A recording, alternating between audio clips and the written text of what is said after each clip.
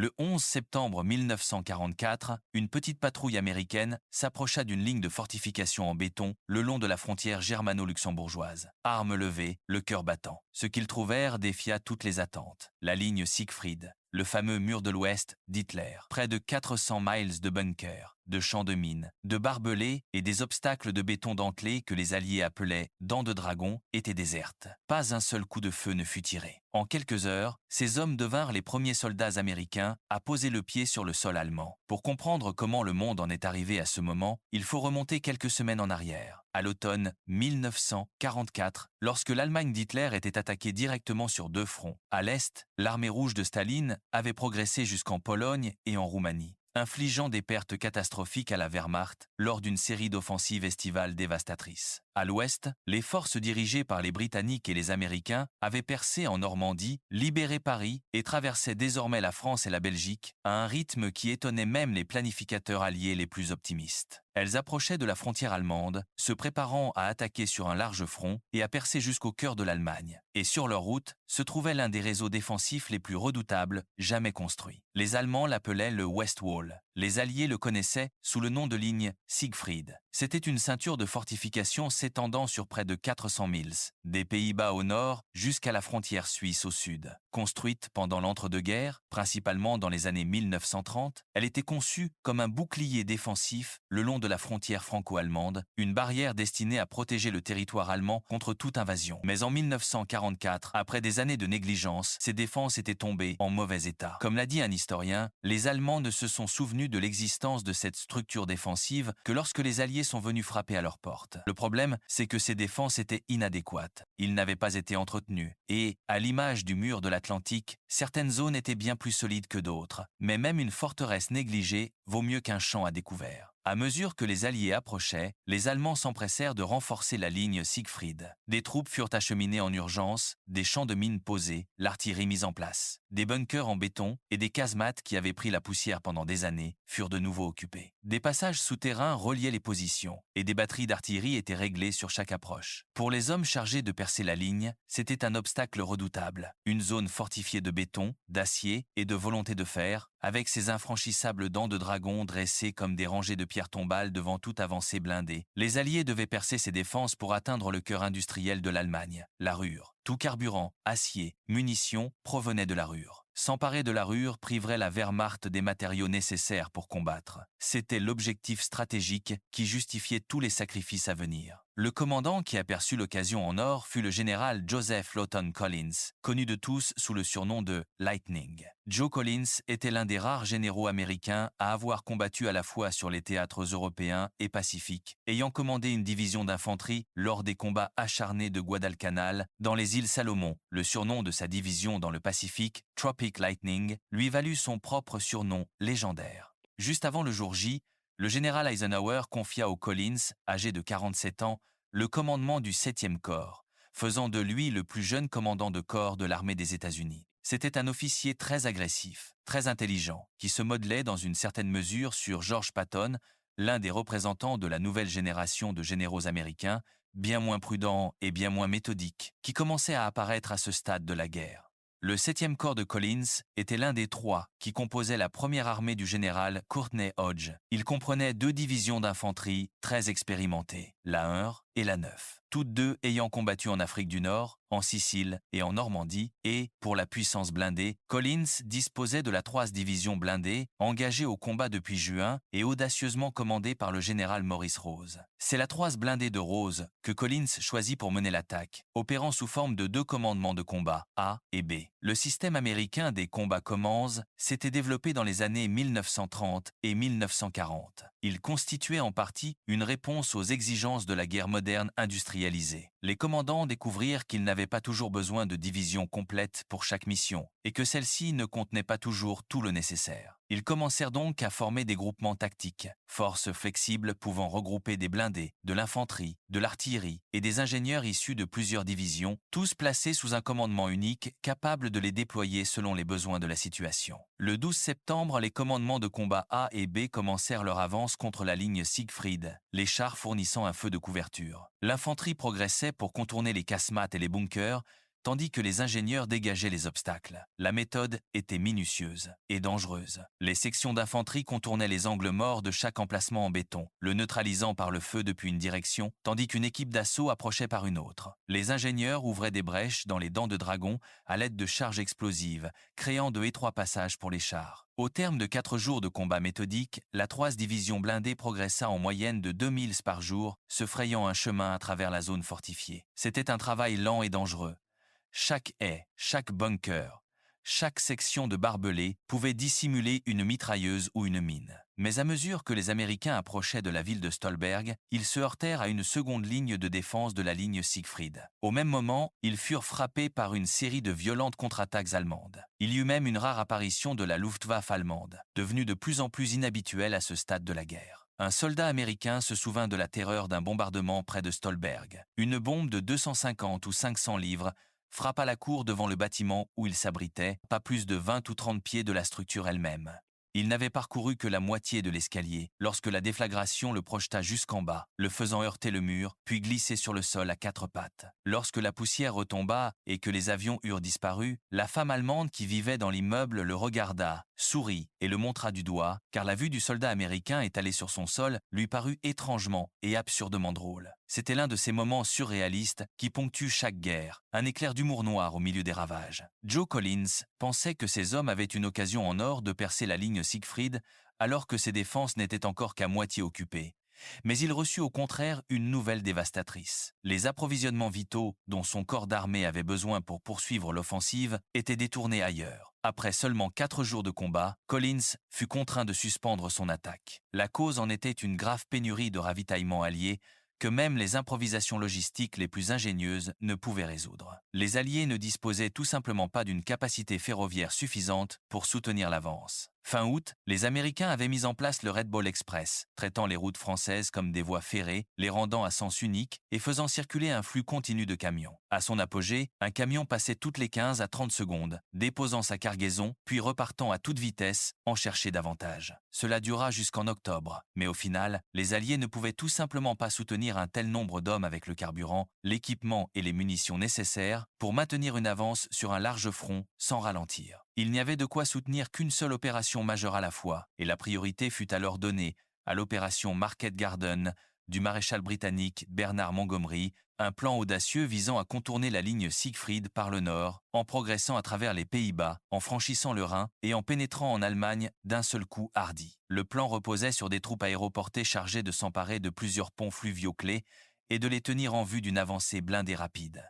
Montgomery pensait que, si cela réussissait, la guerre pourrait être gagnée cette année-là. C'était le genre de pari qui, s'il payait, serait retenu comme un coup de génie. S'il échouait, les conséquences se feraient sentir sur tout le front. Cela échoua, et les retombées furent dévastatrices. Non seulement l'opération coûta des milliers de pertes alliées sans aucun gain stratégique, mais elle détourna le carburant et les munitions, dont le 7e corps de Lightning Joe et toutes les autres unités le long de la ligne Siegfried avaient désespérément besoin pour poursuivre leur propre offensive. Des semaines de temps irremplaçables furent perdues. La fenêtre d'opportunité qui existait à la mi-septembre, lorsque les défenses de la ligne Siegfried étaient encore à moitié vides et que l'armée allemande à l'ouest vacillait, s'était refermée. Les Alliés avaient offert aux forces allemandes épuisées un répit crucial, et l'homme qui allait exploiter ce répit était déjà à l'œuvre. Il s'appelait le maréchal Walter Model, et il était si habile à retourner les situations de crise qu'il avait gagné le surnom de « pompier du Führer ». Largement considéré comme le meilleur général défensif de l'Allemagne, Model était aussi connu pour sa loyauté indéfectible envers Adolf Hitler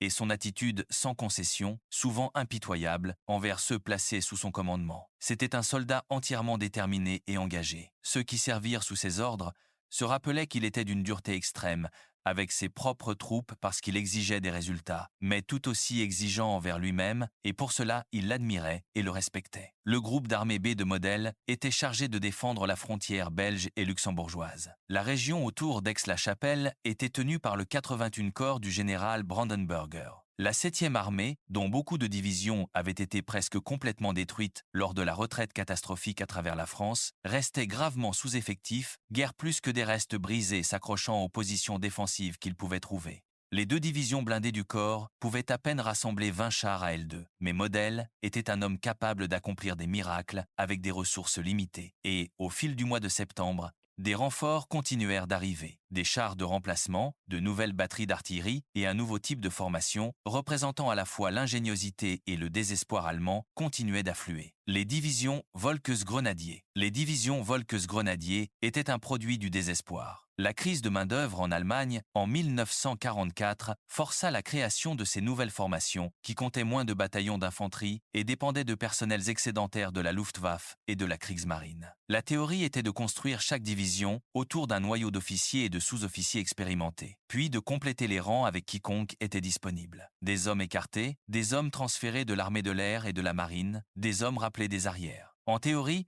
il s'agissait de formations redoutables, équipées d'armes automatiques supplémentaires pour compenser leur taille réduite. En réalité, elles n'étaient ni aussi fortes, ni aussi capables, ni aussi efficaces que les unités standards de l'armée qu'elles étaient censées remplacer. Alors que les forces américaines marquaient une pause dans leur attaque contre la ligne Siegfried, les responsables nazis commencèrent à évacuer les civils de la ville d'Aix-la-Chapelle, désormais directement menacée par l'avance alliée. Sur le plan militaire, Aix-la-Chapelle avait une valeur limitée, mais symboliquement, elle signifiait tout. C'était une ville allemande profondément historique, existant depuis des centaines, voire des milliers d'années. Elle avait été la capitale de Charlemagne, sous l'Empire franc. Les Allemands la chérissaient comme un monument de leur histoire, de leur identité, de leur conception même de la nation. Et désormais, c'était la première grande ville allemande sous attaque directe des Alliés. Un sentiment profondément ressenti à travers toute l'Allemagne était que la patrie elle-même était menacée. En coulisses, un drame extraordinaire se déroulait. Gerhard von Schwerin, commandant de la 116e division Panzer, avait déjà rédigé une lettre livrant Aix-la-Chapelle aux Américains. Il comprenait l'inutilité de défendre une ville condamnée, mais il n'envoya jamais cette lettre. Des renforts allemands furent dépêchés dans la zone, et une contre-attaque stabilisa le front, rendant toute reddition impossible. La lettre non envoyée trouva cependant son chemin, par des canaux détournés, jusqu'à Hitler lui-même, qui voulait que von Schwerin soit poursuivi et probablement fusillé. Il échappa de très peu à ce sort. Pendant ce temps, plus au nord, l'opération Market Garden de Montgomery s'effondrait après une semaine de combats intenses. Les troupes britanniques ne parvenaient pas à percer jusqu'aux unités aéroportées tenant le pont d'Arnhem,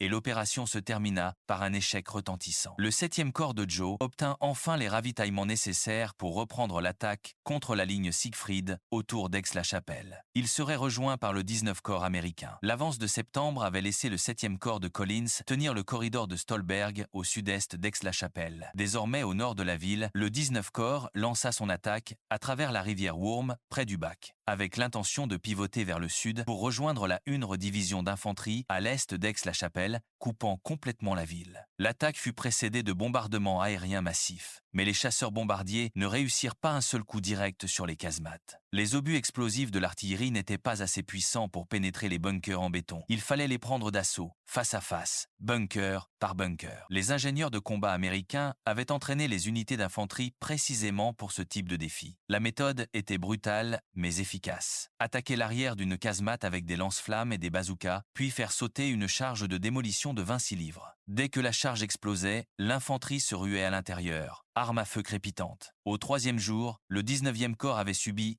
1800 pertes. Le 8 octobre, la 1e division d'infanterie rejoignit l'attaque, prenant la colline Crucifix à l'est d'Aix-la-Chapelle. Mais à mesure que l'étau se resserrait autour de la ville, rien n'indiquait plus que les Allemands étaient sur le point d'abandonner. Aix-la-Chapelle était un sol allemand, et les troupes allemandes défendaient non seulement leur patrie, mais aussi les civils allemands eux-mêmes. Ces deux éléments rendaient les soldats allemands farouchement déterminés à se battre durement et longtemps. Le 11 octobre, les forces américaines avaient encerclé la ville. Un ultimatum du commandant de la 1e division d'infanterie, se rendre ou faire face à la destruction, fut catégoriquement rejeté, et l'aviation et l'artillerie américaine commencèrent à pilonner les positions allemandes dans et autour d'Aix-la-Chapelle. La plupart des civils avaient été évacués, mais environ 20 000 restaient piégés dans la ville par la fureur des combats. L'infanterie américaine développa de nouvelles tactiques de combat urbain, exploitant pleinement sa puissance de feu écrasante, détruisant des maisons entières si nécessaire pour réduire au silence la résistance allemande. Des escouades d'assaut combattaient de pièce en pièce, d'étage en étage, nettoyant les bâtiments à la grenade et aux armes automatiques dans un style de guerre sans commune mesure, avec les champs ouverts de France. Chaque fenêtre pouvait abriter un tireur embusqué, chaque cave dissimulait un nid de mitrailleuses. Les décombres même devenaient un obstacle, obstruant les rues et créant de nouvelles positions défensives pour les Allemands, alors même que les anciennes étaient détruites. Les défenseurs allemands coupés du reste, 5000 hommes issus d'unités disparates, se battirent avec acharnement, avec le désespoir d'hommes qui savaient. Ils défendaient leur propre patrie, mais sans renfort ni ravitaillement, leur situation était sans espoir. À l'est d'Aix-la-Chapelle, les forces allemandes lancèrent une contre-attaque pour briser l'emprise américaine,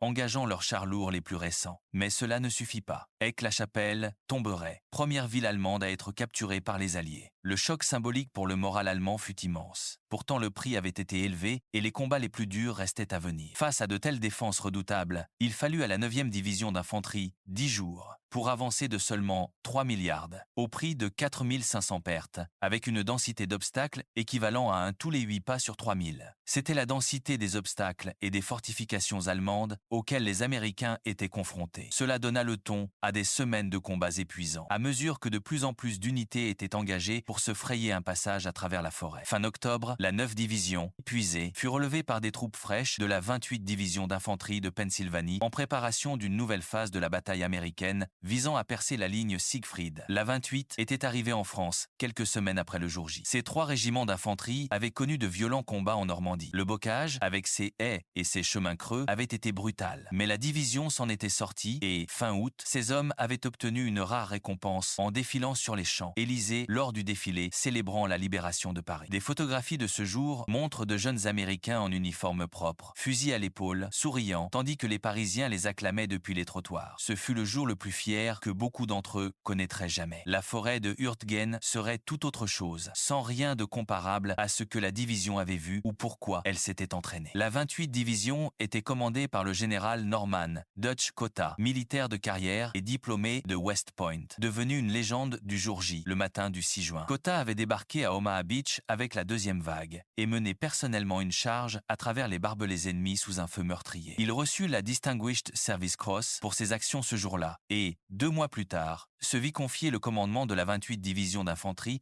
après que son précédent commandant eût été tué par un tireur d'élite allemand. Cotta n'était pas étranger au courage, mais il ne pensait pas que sa division fût assez expérimentée ou assez forte pour chasser les Allemands de la forêt de Hurtgen. Sa mission était de mener une attaque préliminaire à travers la forêt pour s'emparer de l'important carrefour de Schmidt et sécuriser le flanc de l'avance principale alliée. Mais ce que les Américains n'avaient pas pleinement compris, c'est que leur progression vers Schmidt représentait une menace stratégique sérieuse pour les Allemands, qui dépassait largement la ville elle-même. Si les Américains s'emparaient de Schmidt, ils seraient en mesure de menacer les zones de concentration allemandes pour la contre-offensive des Ardennes, le plan secret d'Hitler pour une vaste attaque hivernale. Les Allemands comprirent qu'ils devaient défendre à tout prix à la fois la forêt de Hurtgen et Schmidt, faute de quoi toute la contre-offensive deviendrait difficile, sinon impossible. Les plaintes de Cotta concernant ses ordres tombèrent dans l'oreille d'un sourd, et le 2 novembre, la 28e division lança son attaque. De nombreux GI avancèrent à travers la forêt avec un sentiment d'effroi, comme s'en souvient un soldat. Bien sûr, nous ne savions pas où nous étions. Nous n'avions aucune idée de ce dans quoi nous étions. Chacun pensait à la même chose. Lequel d'entre nous sera tué en premier? L'un de nous va-t-il recevoir cette blessure à $1 million pour rentrer chez lui? L'un de nous va-t-il se faire arracher un bras? Nous entrons en combat, et là-haut, ils tirent de vraies balles. Un régiment entra immédiatement dans un vaste champ de mines non balisé. Un autre fut pris en embuscade par des casemates parfaitement camouflés et cloués sur place. Le 3 novembre, l'infanterie américaine parvint à prendre la ville de Schmidt, mais le maréchal Model, alarmé par la menace pesant sur ses préparatifs pour l'offensive des Ardennes, ordonna immédiatement de puissantes contre-attaques à l'aube du lendemain. L'infanterie allemande riposta, appuyée par les chars de la Sanssouci, division Panzer. Le seul bataillon américain tenant Schmidt n'avait ni chars ni canons anti-chars, seulement des bazookas. Faire monter des chars Sherman de 35 tonnes sur les étroits sentiers forestiers boueux, s'était jusque-là révélé impossible. Les ingénieurs de l'armée reçurent seulement quelques heures pour rendre le passage praticable à l'aide d'outils manuels et d'un unique bulldozer. 3 Sherman parvinrent finalement à monter la piste juste à temps pour aider à repousser la contre-attaque allemande. Mais ce ne fut pas suffisant. Les Allemands reprirent Schmidt, tandis que les Américains tenaient désespérément dans le village voisin de Kommerschied. La forêt était si dense qu'il était impossible de maintenir une ligne de front cohérente. Les unités se retrouvaient séparées quelques minutes à peine après avoir avancé. Les cartes étaient presque inutiles sous la canopée et la visibilité pouvait se réduire à quelques dizaines de mètres. Les infiltrations et attaques de flanc menées par de petites unités d'infanterie allemande constituaient une menace constante qui mettait les nerfs à rude épreuve. Les Les hommes pouvaient être encerclés sans même s'en rendre compte, coupés de leur propre ligne par un ennemi qu'ils pouvaient entendre mais pas voir. Le général Cotta, malgré tout son courage réputé, peinait à maintenir sa division cohérente, donnant des ordres de contre-attaque si irréalistes, si déconnectés de la réalité, qu'au sol, certains commandants subalternes les ignoraient tout simplement. Comme l'a dit un survivant, nous avions été abandonnés par les officiers supérieurs. Ils ne comprenaient tout simplement pas ce qui se passait. Ils anéantissaient une compagnie, puis en envoyaient une autre mener exactement la même attaque qui avait échoué auparavant. Ils ne semblaient pas en tirer de leçons. De mauvaises décisions, aggravées par un terrain impossible et un ennemi déterminé, ont conduit à des milliers de pertes.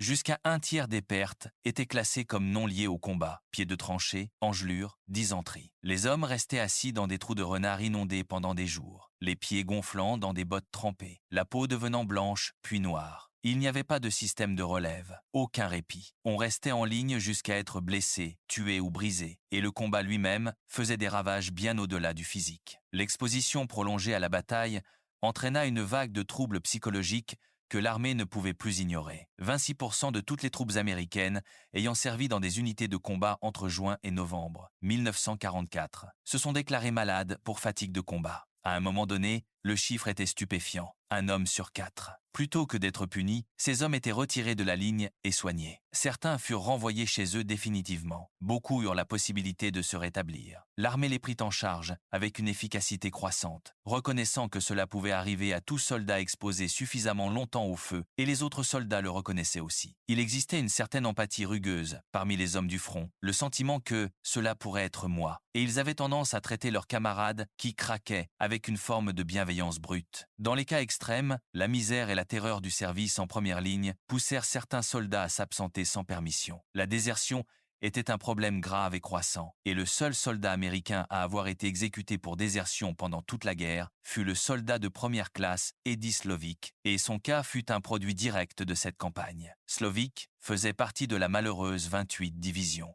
La décision de l'exécuter fut approuvée par Eisenhower lui-même, le commandant suprême des forces alliées, profondément préoccupé par l'effondrement du moral des unités américaines cet hiver-là. Le général Lightning Joe Collins avait prévu que le 7e corps renforce la 28e division, durement éprouvée, dans le cadre d'une nouvelle offensive majeure baptisée Operation Queen, prévue pour le 5 novembre. Mais jour après jour, le mauvais temps retarda le bombardement aérien préliminaire censé affaiblir les défenses allemandes. La 28e division fut laissée dans la forêt pour supporter seule le poids des contre-attaques allemandes. Puis, au cœur des combats le long d'une route d'approvisionnement âprement disputée à travers la forêt, connue sous le nom de Cold Trail, quelque chose d'extraordinaire se produisit, quelque chose qui a encore le pouvoir de vous couper le souffle. 3 fois par jour pendant 5 jours, les deux camps interrompirent les combats et se réunirent pour aider à évacuer les soldats blessés. Le docteur Günther Stütgen, médecin de la 89e division d'infanterie allemande, joua un rôle déterminant dans l'organisation de ces trêves informelles. Allemands et Américains, des hommes qui tentaient de s'entretuer à toute heure du jour, déposaient leurs armes et travaillaient côte à côte pour transporter les blessés en lieu sûr. Ils mirent même au point un moyen de partager l'eau de la rivière Kaal sans craindre d'être attaqués, dans une campagne qui semblait ôter toute trace d'humanité. Mais ce répit fut de courte durée. Le 16 novembre, sans aucune amélioration du temps en vue, le général Hodge ordonna de lancer Opération Queen avec ou sans les bombardiers. Puis, miraculeusement, après 13 jours de pluie continue, le temps s'éclaircit. Au dernier moment, plus de 1500 bombardiers lourds déversèrent des explosifs puissants sur les défenses de la ligne Siegfried et sur les villes de la vallée de la Roë. Les localités touchées furent pratiquement anéanties.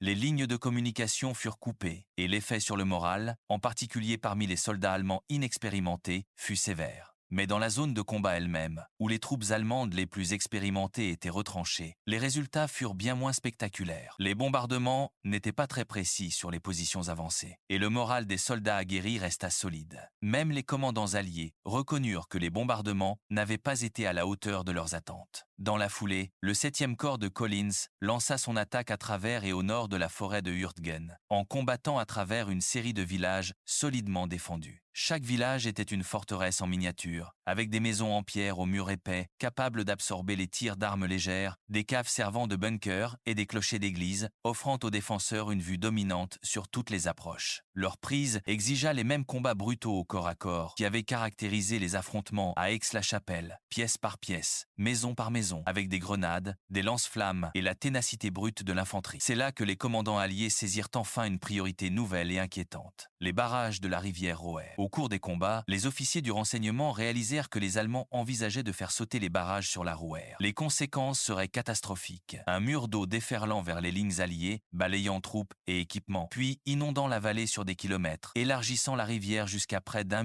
mille, un marécage infranchissable qui arrêterait net toute tentative de traversée alliée. C'était une arme dévastatrice qui ne nécessitait rien de plus que l'ouverture d'une vanne. Les Américains savaient que les barrages existaient, mais ils les avaient perdus de vue dans le chaos des combats de la forêt de Hurtgen. Le général Hodge, selon certaines appréciations pas le commandant le plus agressif ni le plus lucide, avait du mal à suivre tout ce qui se passait sur son front. Les barrages s'étaient simplement perdus dans la confusion. Désormais, les commandants alliés comprenaient enfin qu'ils ne pouvaient pas traverser la Rouer en sécurité tant que les barrages restaient intacts et aux mains des Allemands.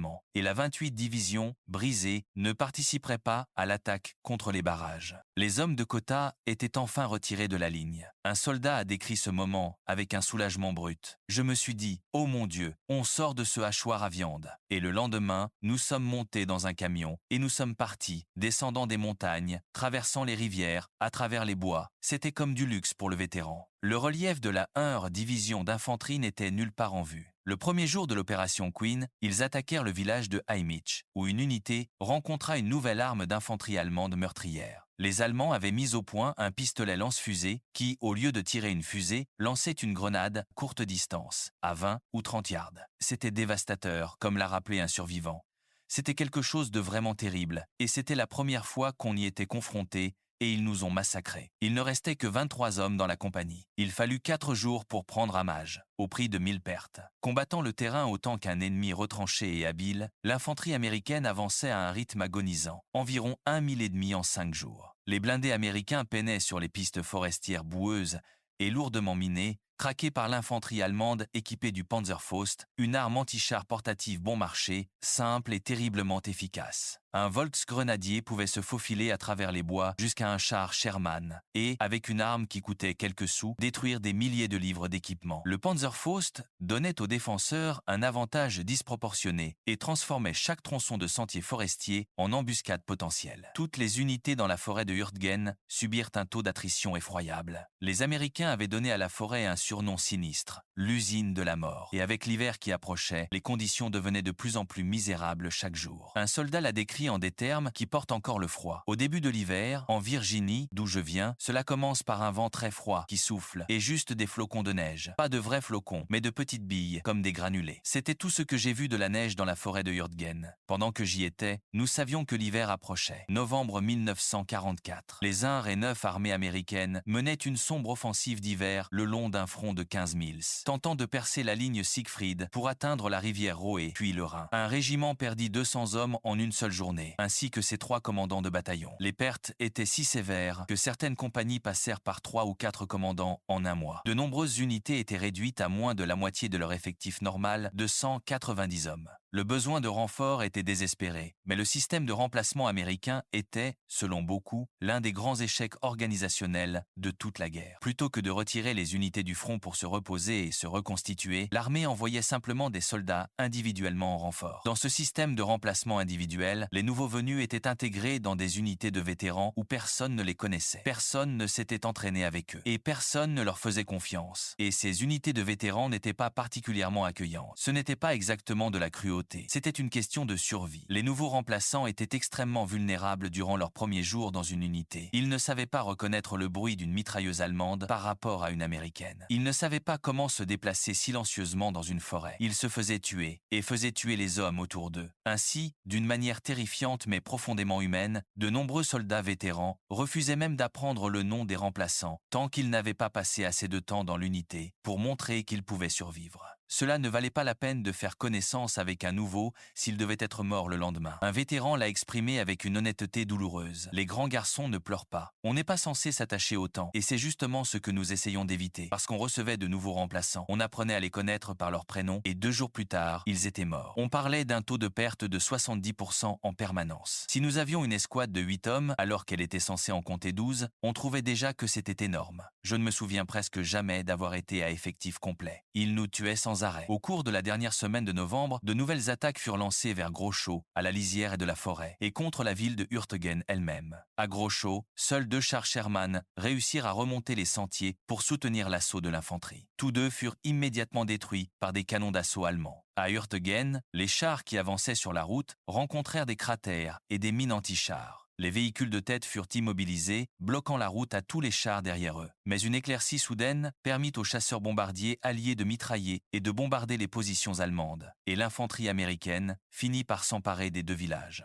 L'avance progressait pouce par pouce, mètre par mètre ensanglanté, au prix de pertes énormes. Et pourtant, les barrages de la Rouerre n'étaient toujours pas en vue. Début décembre, la RAF envoya des bombardiers lourds contre les barrages à 3 reprises, mais il n'y eut pas de répétition du spectaculaire succès des Dam Busters de 1943. Ces barrages étaient faits de terre compactée et ils étaient presque impossibles à atteindre sous la couverture nuageuse constante de l'hiver. Il faudrait les prendre par les troupes au sol. Malgré tout, de nouvelles unités continuaient d'arriver et étaient jetées dans le broyeur. L'unité de Frank Kam atteignit le front le 13 décembre et goûta immédiatement au brouillard de la guerre dans la forêt glacée. Cette première nuit, plusieurs pelotons d'infanterie attaquèrent et certains soldats se retrouvèrent coincés derrière les lignes allemandes dans l'obscurité. En cherchant à retrouver leur chemin, ils tombèrent dans une tranchée allemande et commencèrent à la parcourir. Lorsque des soldats allemands leur parlèrent, ils se contentèrent de grogner en réponse et continuèrent d'avancer, traversant les lignes ennemies pour ressortir de l'autre côté. Parfois tu les affrontes, songea Kam, et s'ils ne savent pas qui tu es, tout va bien.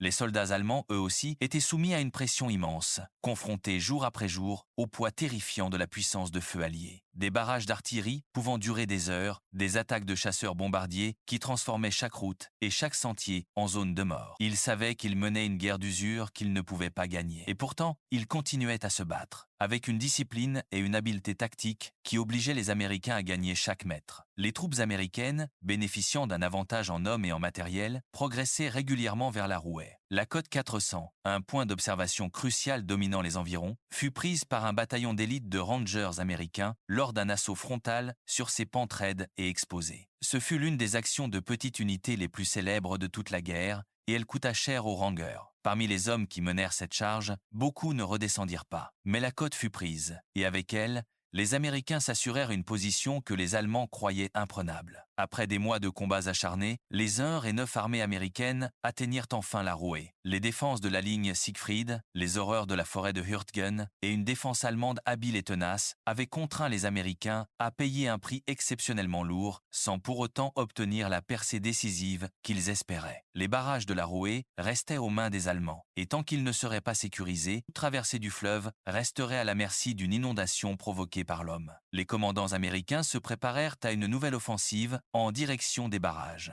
Des plans furent élaborés, des unités repositionnées, l'artillerie concentrée. Et puis, le 16 décembre 1944, à 25 milles au sud, le monde fut bouleversé. Hitler lança une offensive surprise en plein hiver à travers la forêt des Ardennes, avec 3 armées allemandes perçant des lignes américaines faiblement tenues dans ce qui deviendrait la bataille la plus vaste et la plus sanglante jamais livrée par les États-Unis pendant toute la guerre. Ce fut le début de la bataille des Ardennes, le dernier grand pari de l'Allemagne à l'ouest. Et du jour au lendemain, chaque plan allié, chaque calendrier offensif, chaque dépôt de ravitaillement soigneusement constitué fut plongé dans le chaos. Pour les troupes dans la forêt de Hurtgen, cela signifiait la fin des opérations offensives. Elles seraient contraintes de tenir leur position, retranchées le long de la Rouerre, pour le reste d'un hiver rude et impitoyable. Comme s'en souvenait un soldat, lorsque la bataille des Ardennes éclata, de décembre 44 à janvier 45, on nous avait retiré tout notre soutien d'artillerie, tout notre soutien aérien, et nous avons dû nous enterrer le long de la rivière Rouerre. Il faisait froid, c'était misérable, et lutter contre les éléments était une guerre en soi. Et dans une ironie sombre qui semblait presque trop cruelle pour être vraie, la 28e division éprouvée du général Dutch Cotta, ces hommes, qui avaient été retirés de la forêt de Hurtgen et envoyés dans un secteur supposé calme des Ardennes pour se reposer et se rétablir, se retrouvèrent directement sur la trajectoire de l'offensive hivernale surprise d'Hitler.